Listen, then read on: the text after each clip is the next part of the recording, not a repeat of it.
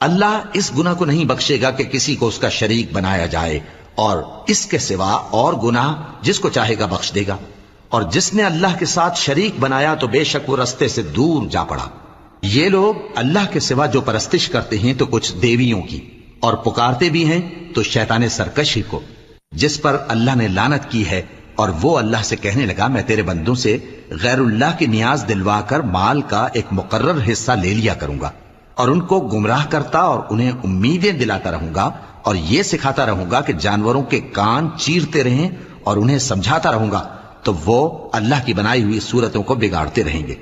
اور جس شخص نے اللہ کو چھوڑ کر شیطان کو دوست بنایا وہ صاف صاف گھاٹے میں رہا۔ وہ ان کو وعدے دیتا ہے اور امیدیں دلاتا ہے، اور جو کچھ شیطان انہیں وعدے دیتا ہے وہ دھوکہ ہی دھوکہ ہے۔